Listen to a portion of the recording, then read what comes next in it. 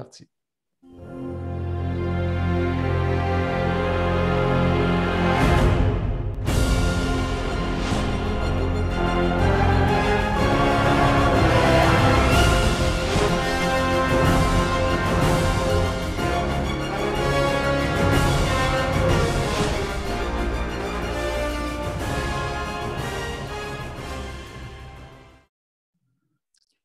Bonjour, mon nom est Luc Prévost. Je suis la personne derrière Top Pot et nous sommes maintenant dans Top Pot en direct, édition numéro 2.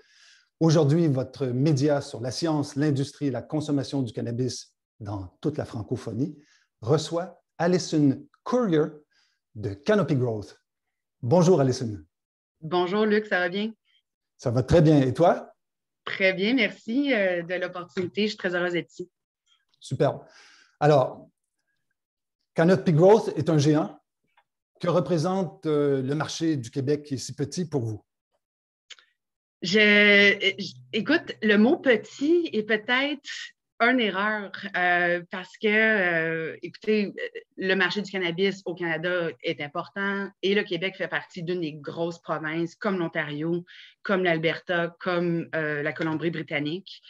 Le Québec a toujours été une province ou un marché important pour nous, encore plus parce qu'on a nos installations au Québec avec nos serres à Mirabel. Donc, je dirais que c'est un marché des plus importants pour nous chez Canopy, puis ça va continuer de l'être. Alors, est-ce que c'est pour ça que vous avez maintenant lancé une gamme de produits exclusifs pour le Québec? Absolument, tu me vois venir. Ben oui, c'est ça. Moi, j'ai commencé il y a quoi, en 2019, si je ne me trompe pas, puis c'était, pour être très honnête, un de mes objectifs principaux.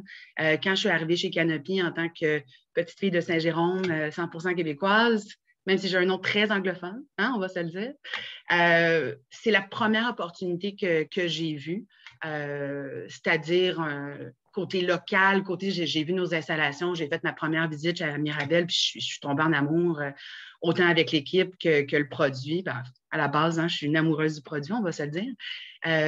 Mais oui, le verre est vraiment la création tant attendue, un produit qui était planifié au départ, même avant mon arrivée, mais je dois dire que j'ai peut-être influencé, étant la petite Québécoise du groupe, à le mettre sur pied avec toute notre équipe de produits, l'équipe de Mirabel aussi, qui, quand ils m'ont venu arriver, ils sont comme, quand est-ce qu'on va avoir nos propres produits, tu sais, fait que il y a vraiment une fierté. Puis avec nos installations qui sont d'ailleurs nos plus importantes côté récolte au Canada, chez Mirabel pour Canopy Growth. On ne sait peut-être pas ça. Des fois, on pense qu'on est le gros géant ontarien, mais vraiment, on a misé beaucoup sur Mirabel. Puis on est très heureux du résultat final. Fait que un bon 2 ans de travail derrière un lancement de produit. Des fois, on oublie ça. On ne connaît pas vraiment comment ça fonctionne, mais je suis très, très, très heureuse de pouvoir offrir aux Québécois un produit 100% poussé ici. Moi-même, je suis consommatrice. J'ai failli dire cultivatrice. Je me lance là-dedans cet été. Ah oui. Mais côté consommation, j'avais moi-même hâte de consommer un cannabis poussé ici au Québec. Donc oui, c'est le résultat de tout ça. OK. Alors, vers Mirabel, c'est cette entité de Canopy Growth qui est au Québec. Oui. Ça représente quoi à l'échelle humaine vers Mirabel? On parle de 200 employés, un petit peu des poussières, un petit peu. Si je ne me trompe pas, les effectifs ont doublé du moment qu'ils sont passés de leur production auparavant de tomates roses, qui étaient d'ailleurs, en passant, les serres Stéphane Bertrand étaient les plus gros producteurs de tomates roses en Amérique du Nord. Celui que tu n'as jamais vu une tomate rose, là, c'est la plus grosse tomate que tu n'auras jamais vue, puis la meilleure pour faire un sandwich aux tomates. Et donc, évidemment, avec le partenariat avec Canopy, les changements qui sont arrivés, ben oui, c'est 50% de plus d'employés, donc 200 personnes qui travaillent à chaque jour. OK. Et quel est le rôle de ce partenaire qui s'appelle les serres Stéphane Bertrand Inc.? Alors, les serres Stéphane Bertrand, il faut comprendre aussi, on dit le mot partenariat, mais ils sont une entité de Canopy, ils sont des employés de Canopy Growth. Excuse-moi, Luc, est-ce que tu peux répéter la question? Des fois, je pars comme ça. Dans le fond, je voulais savoir quel est le rôle. Le rôle, excuse-moi. Exact, oui, oui, pas de Mais problème. écoutez, leur rôle, bien évidemment, c'est les cultivateurs de nos produits au Québec. 700 000 pieds carrés de serre, 9 salles de floraison, une salle des mers, des clones, une salle végétative, 100 000 plants par zone, 100 000 plants, 10 000 plants par zone. Fait que c'est des grosses quantités, mais oui, c'est nos producteurs de cannabis au Québec. OK. Alors, dans le communiqué de presse qui est sorti, ça disait Canopy Growth est fier de présenter une gamme entièrement pensée pour les Québécois.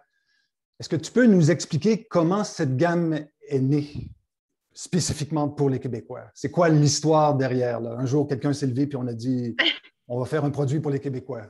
Tu peux nous faire la genèse de cette histoire? Oui, absolument. Ben, écoute, je ne te cacherai pas que c'était le plan depuis le départ, dès qu'on a acquis nos installations au Québec et d'autres au Canada, mais connaissant aussi la différence du Québec par rapport au Canada, le mouvement local et tout ça, c'était un plan qu'on avait depuis le départ.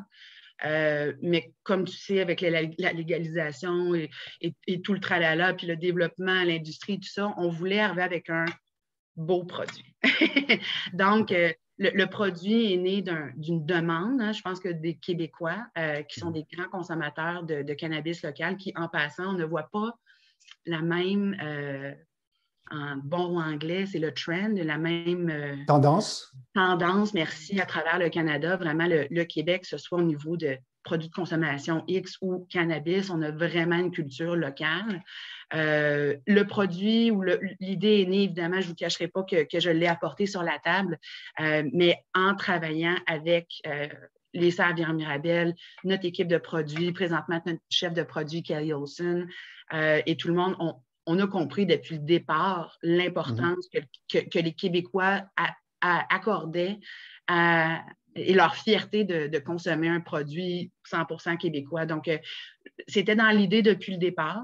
Il y a tout le temps quelque chose dans le cannabis qu'on dit, c'est soit qu'on arrive, il faut qu'on soit les premiers, ou tu arrives et tu fais un bon produit. Ça ne veut pas dire que, bon, si tu es les premiers, ton produit n'est pas bon, mais je veux dire, on a vraiment attendu peut-être aussi de perfectionner nos connaissances, nos techniques côté cultivation, côté culture. Puis, c'est ça, c'était le bon moment là.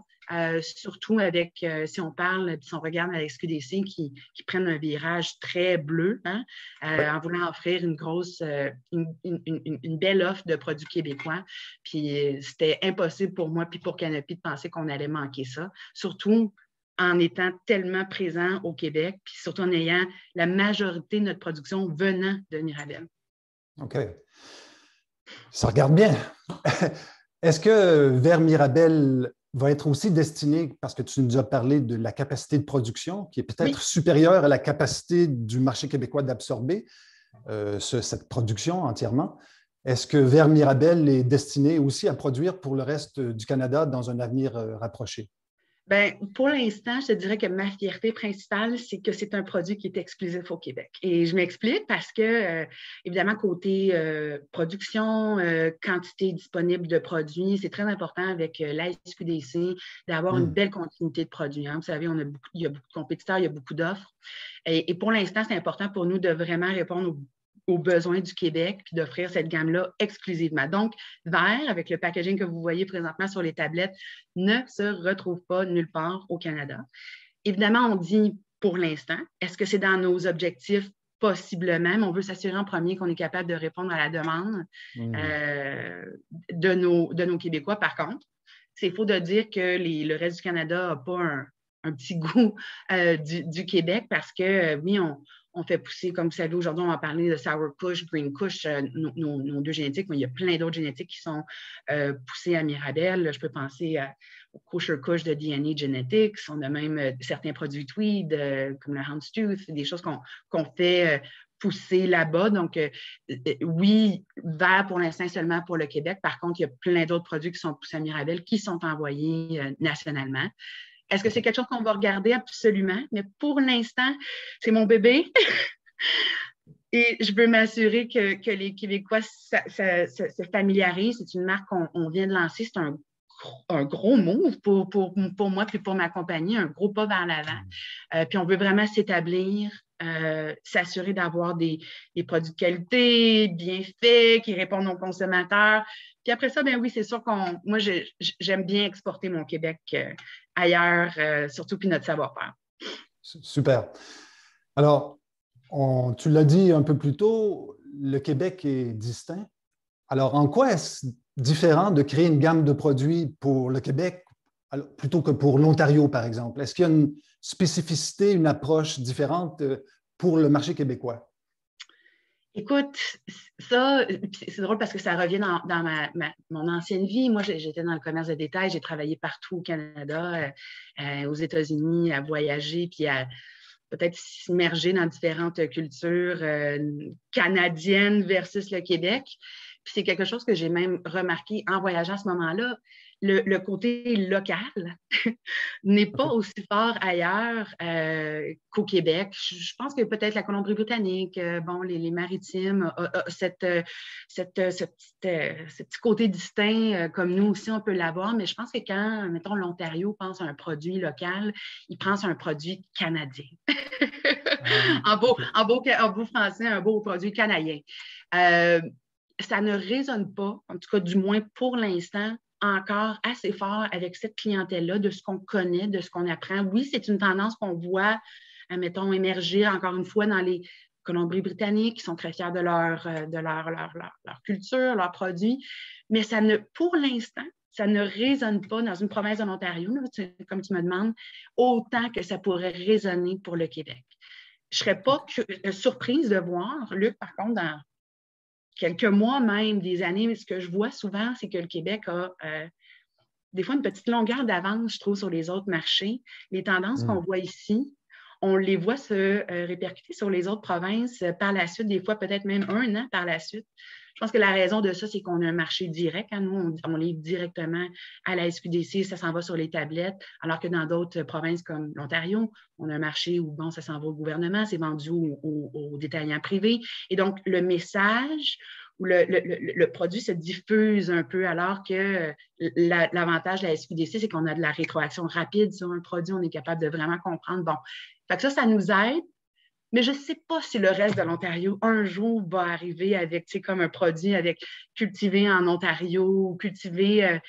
C'est drôle parce que je posais des questions à mes collègues, vous n'êtes pas fiers de vos pêches, par exemple, en Ontario?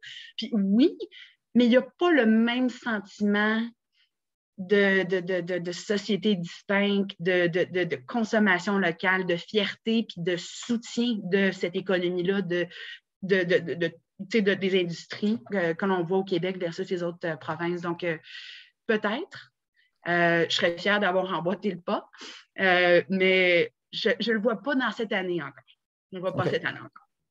On peut penser que c'est peut-être le côté épicurien du Québécois qui fait qu'on a des microbrasseries depuis très longtemps et on a déjà développé à la fois un savoir-faire, mais aussi une originalité au niveau de la production-distribution. Peut-être que ça participe à l'équation.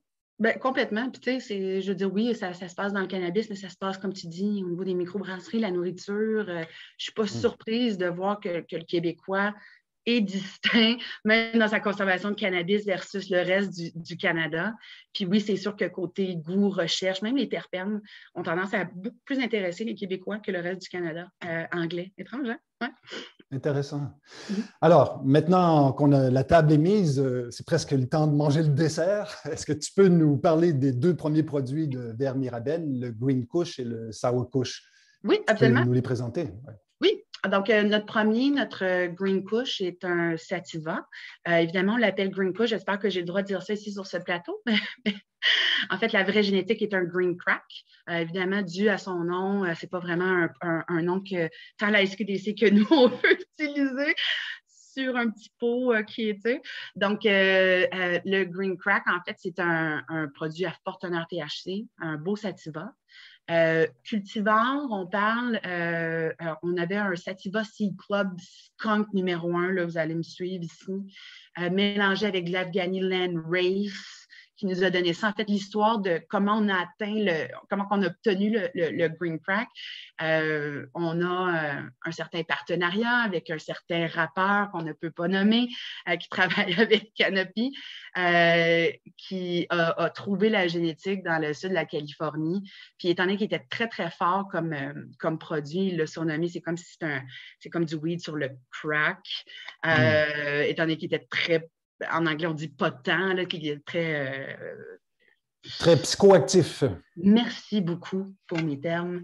Et donc, c'est ça. On a acquis la génétique il y a longtemps. On l'a retravaillé, évidemment. Là, et ça, c'est un autre point. C'est quand, tout dépendant où il est poussé, aussi les résultats peuvent être différents. On a eu des petits challenges avec Mirabelle à pousser cette génétique-là au départ. Mais je suis en constante communication avec Mirabelle. Puis déjà, ils me disent, écoute, on a déjà changé certaines choses. Les lots, les fleurs sont encore plus belles. On est confiant pour le taux de THC, tout ça. Donc, un beau produit. Côté THC, on parle de 21 à 25. Un goût très... principal terpène est le limonène. Pourtant, côté goût, on peut goûter quelque chose, mais c'est très doux. C'est très doux sur la gorge. Je l'aime beaucoup. Ça, c'est un de mes préférés, sinon le préféré. Ça, c'est pour notre Green Kush. On est offert en 3,5 grammes, puis aussi en pré-roulé. Format de 3 pré-roulés de 0,5 grammes. Chez Canopy, on avait certains 0,5 grammes dans le passé, mais les formats étaient différents, les prix aussi. On a vraiment trouvé que ce format-là, côté pré-roulé, c'est un des plus pratiques. Puis les plus appréciés. Je peux je peux le dire parce que moi-même, je les aime beaucoup. Puis ensuite, c'est ça notre deuxième produit, notre Sour Kush, l'Indica. Alors, le couple parfait. Notre Sour Kush qui est un petit peu plus fort en THC, une cible de 23 %, on parle de 23 à 27 terpène principal myrcène, donc un petit peu plus épicé, un petit peu plus diesel, sûr. Un excellent produit. On est très content des réactions présentement sur le marché. Il se vend comme des petits pains chauds. Il sent bon, il est fort, un très beau high, comme on dit dans le milieu. Excellent produit aussi. Celui-ci, côté sa lignée, là, on parle d'un OG Kush mélangé à du Sour Diesel. Puis dans leur lignée à eux, on a aussi un peu de Chem Dog, on a du Skunk. Ça donne un produit vraiment bien, puis très, très, très givré. Probablement un des plus givrés que j'ai vu de nos produits. Puis la fierté là, de Mirabelle sur leurs fleurs, qui m'envoyait des photos de qu'est-ce qui s'en vient et tout ça. Il y a une grande fierté là. Oui. Super. Alors, qui est la personne qui a piloté? Toi, tu étais manager du côté vente ou organisation. Oui. Qui a piloté le projet côté fleurs, production? Un beau travail d'équipe, vraiment. Évidemment, de mon côté, j'ai poussé le projet. L'équipe de Mirabelle était une grosse partie prenante de ce projet-là. Notre équipe de fleurs séchées, on a la chance, oui, évidemment, à Canopy, d'avoir plein de ressources. Puis beaucoup de gens ont mis leurs mains là-dessus, sur le projet. Mais je te dirais que c'est vraiment un beau travail d'équipe avec tout le monde. Puis aussi, évidemment, un travail qui commence avec Mirabelle pour sélectionner les génétiques, quelles fleurs est-ce qu'on va mettre sur le marché pour le Québec, capacité de production et tout ça. Donc, vraiment un travail d'équipe, mais qui commence avec Mirabelle, effectivement. Super. Alors, j'aimerais revenir 2 secondes sur les formats que vous avez proposés. Oui. Comment est-ce qu'une entreprise dit on va faire du 3,5, on va faire des 0,5 pré-roulés? Il y a des tendances, il y a peut-être une spécificité québécoise aussi. Comment ces choix comment sont-ils arrivés dans le fond? Écoutez, c'est sûr qu'on regarde la fleur séchée, que ce soit à travers nous, la SQDC ou même tous les autres provinces, ça reste le pain et le beurre de tous. Hein. Le 3,5 grammes, c'est, si je ne me trompe pas, on est encore dans les hauts 70 %, même dans les 80, je pense, quand je suis rentrée, des ventes totales sont dédiées à la fleur séchée 3,5 grammes. Donc, c'est sûr que pour une compagnie, pour sortir un produit qui va fonctionner, qui va être rentable, c'est toujours le numéro 1 à passer. C'est sûr qu'il y a d'autres formats, que ce soit les 15 grammes, les 28 grammes, mais c'est important pour nous de créer le produit dans le format que le consommateur désirent consommer le plus aussi. Donc, c'est certain que OK. le 3,5 grammes, c'était un absolu. Côté des pré-roulés, beaucoup de recherches, beaucoup d'analyses. Regardez aussi ce que les autres font, les formats ailleurs également, qu'est-ce qui fonctionne mieux. De notre côté, on s'est rendu compte que les formats de 1 gramme de pré-roulé s'essoufflaient un peu côté vélocité, côté demande de la part du consommateur. Puis, il s'en allait plus vers des formats plus petits, donc 0,5 grammes, plus facile à fumer, consommer, tout ça. Donc, c'est vraiment côté performance d'une certaine catégorie.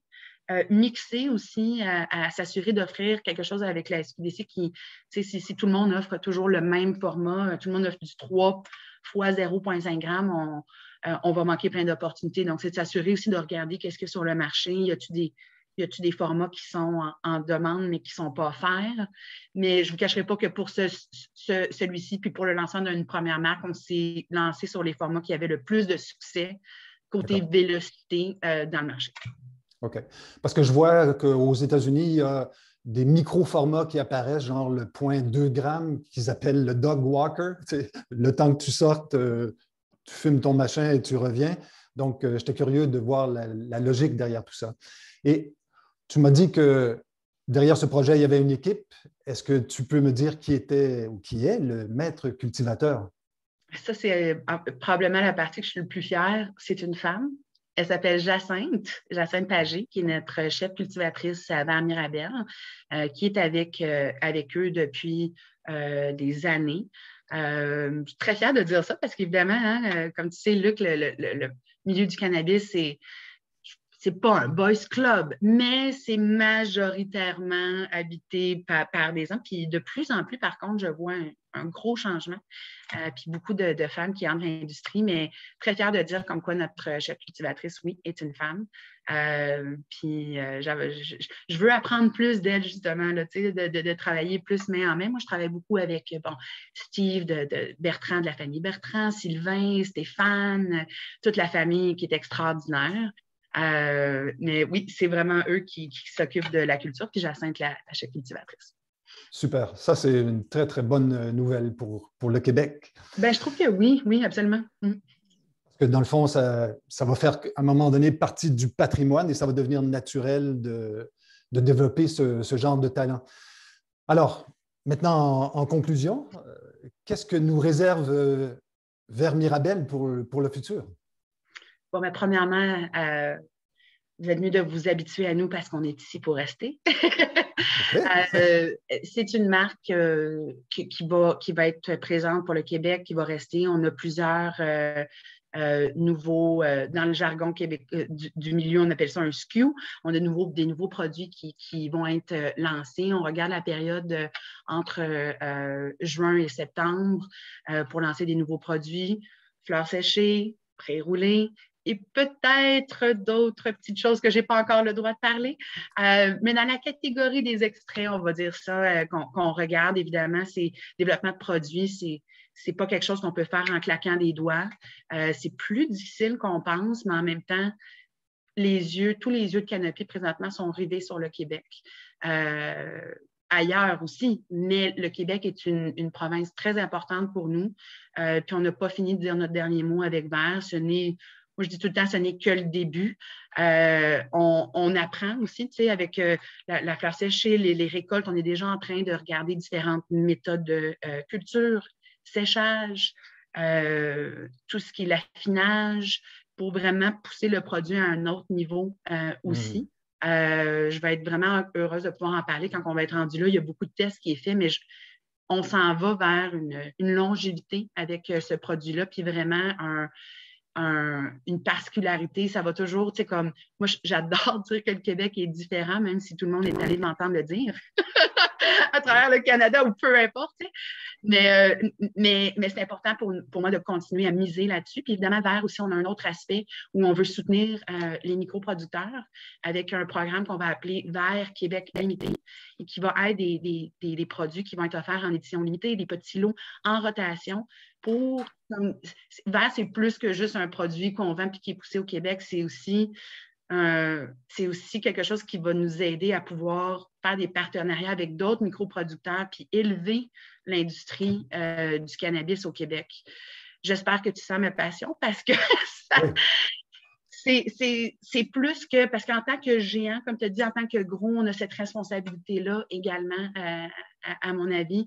Puis moi, je suis juste contente de voir des microproducteurs arriver à la SQDC, puis de la compétition. Puis oui, c'est plus dur pour nous parce que, tu sais, ça a l'autre des parts de marché et tout ça, mais c'est là qu'il faut qu'on aille. C'est ça que le consommateur, il veut. Donc, de mon côté, je mise beaucoup, beaucoup sur Vert dans les prochaines années, apporter des nouvelles génétiques et prendre plus de place avec cette marque-là, même versus nos autres au Québec, puis offrir le meilleur qu'on est capable de faire avec notre beau soleil et notre belle terre québécoise. Super. C'est sûr que plus la compétition va être forte, plus vous allez devoir vous-même être à l'affût de ce que les Québécois veulent et à la recherche d'une qualité de plus en plus élevée. Ça ne peut être que bon pour l'industrie du cannabis dans son ensemble. Donc, je suis content de voir que... Le consommateur est roi. Le consommateur va guider où ce marché va aller aussi. Il nous donne la réponse directe sur nos produits. Puis c'est très... c'est sûr que des fois, c'est difficile. On aimerait ça que ça soit toujours positif. Mais on a besoin d'entendre les vraies choses aussi pour s'améliorer. Puis je pense que c'est ce qu'on a fait aussi chez Canopy dans les dernières années. On écoute, on a agi, on a fait des beaux changements. On est-tu là à 100 %? Non, mais on s'en va vraiment vers la bonne direction. Puis je trouve que Vert, c'est déjà tellement une belle réponse à, tu sais, on sait là, Canopy, géant, mais si vous savez à quel point on est présent au Québec, on aime le Québec, puis on comprend la distinction de ces consommateurs-là. Puis c'est mon but, c'est mon objectif. Je suis là pour ça, c'est pour ça qu'ils me payent. Des fois, ils ne veulent pas trop m'entendre, mais mais c'est important. Mais tout le monde, on est tous sur la même longueur d'onde, puis on le voit. On a des beaux résultats avec Vert, puis ça va continuer. Donc, j'ai très hâte pour le futur. Peut-être qu'on va se reparler dans quelques mois, Luc. Oui. Un mot de la fin pour les Québécois et les Québécoises qui pourraient être intéressés par tes produits?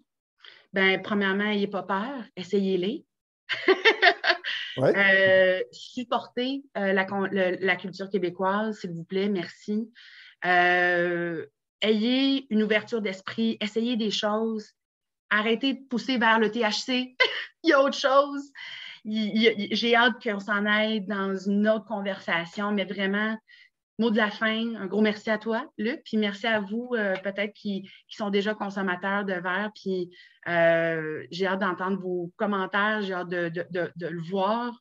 On est très fiers, puis j'espère pouvoir être ici pendant encore très longtemps. Superbe. Alison, merci beaucoup pour ton partage. Grâce à toi, on en sait un peu plus sur Canopy, ses motivations et vers Mirabel. Donc, Au plaisir. Merci. Cela conclut le deuxième Top Pot en direct. Si vous avez des questions, des commentaires ou des critiques, n'hésitez pas à m'écrire, lucprévost@hotmail.com. Je vous remercie pour votre écoute, vos partages, vos suggestions. Allez, bonne semaine, beaucoup de bon chanvre et à bientôt.